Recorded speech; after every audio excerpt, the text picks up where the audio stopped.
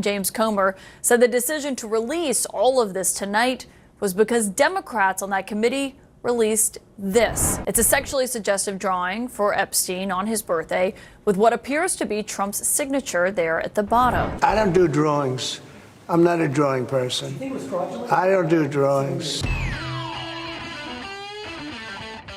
So, against Trump's wishes and best efforts, the Epstein saga continues as more smoking gun evidence of Trump's true connection to Jeffrey Epstein is coming to light, how it's becoming increasingly more likely that he did take full part in those nefarious activities and more. So, leave us a like on the video if you can, helps us out a ton, gives us a big boost in the algorithm, and let's get right to the content. Also released this evening, that collection of birthday messages from friends for Jeffrey Epstein's 50th birthday. The Republican chairman of the House Oversight Committee, Congressman James Comer, said the decision to release all of this tonight was because Democrats on that committee released this. It's the letter purportedly from the President of the United States that the White House and his attorneys insisted didn't exist. It's a sexually suggestive drawing for Epstein on his birthday with what appears to be Trump's signature there at the bottom. A picture that Trump strenuously denied ever drawing. I don't do drawings. I'm not a drawing person. I don't do drawings. I mean, guys, it is getting pretty crazy. Like, he's caught outright lying numerous times about the extent of his relationship with this man. Why would he do that if there was nothing to hide? While also being in the files, while also being on the flight logs. Yet MAGA is still in two camps about this. It's either, nah, bro, fake news, can't be Trump, he would never. Or, we actually don't care about the Epstein list. Like, does anybody think that this reaction is any bit of the same if instead of Trump's name, it was Joe Biden or Barack Obama, insert any Democrat really, but everything else about it was true? What do you think the reaction would be? Like, obviously these clowns are just showing their willingness to even hand wipe a PDF file ring away for their cult and their daddy Trump. Literally, the party of pro-life, protect the children, by the way, like, again, just punting children's livelihoods away the second they're born. And good on Democrats to, of course, be the only principled party in this country that has to fight and get these things released for the American people. Only Democrats would do that. When this story was first published, the vice president said that the Wall Street Journal's initial reporting that the letter even existed was, quote, complete and utter bullshit. The president himself sued the journal for billions, and his attorneys insisted in court filings that this letter was, quote, non-existent and that no authentic letter or drawing exist. The president's son, Eric Trump, echoed that sentiment just tonight. My father does not sketch out cartoon drawings. It's no different than the Russian hoax. I mean, listen, the New York Times, the same people who are going to, by the way, try and do everything they can to keep me from becoming the #1 bestseller, you better believe, they were the ones that got Pulitzer Prizes for writing about the Russia hoax, something that was untrue, and they didn't even give back the prizes, right? I mean, this is a level of dementia in the mainstream media. Now, immediately after Democrats published that picture I just showed you, the White House's immediate reaction was to focus on the signature, which is different from the ones that we're used to seeing lately at the bottom of so many of the president's executive orders that he's been signing.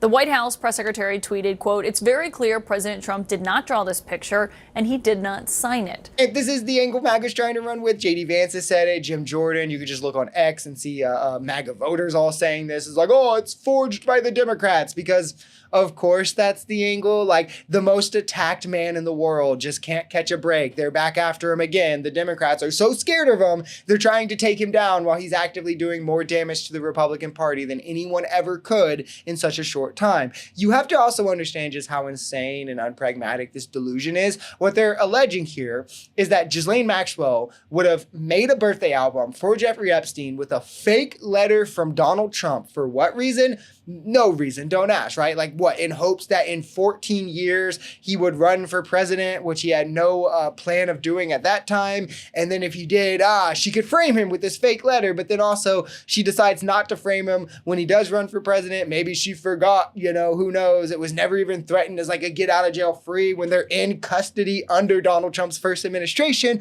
But only when it's forced to be released from the courts, it now comes out. And it can't be real. Like, it makes a lot of sense, right? There's a lot of examples of the president from that same era of when this birthday book was compiled, signing his name in a similar style. Like this 1996 letter to then New York City Mayor Rudy Giuliani, Or this 1995 letter to a member of a local Palm Beach commission. There's also that 1999 letter to the legendary CNN host Larry King that you see here, and a 1984 letter to the executive editor of the New York Times.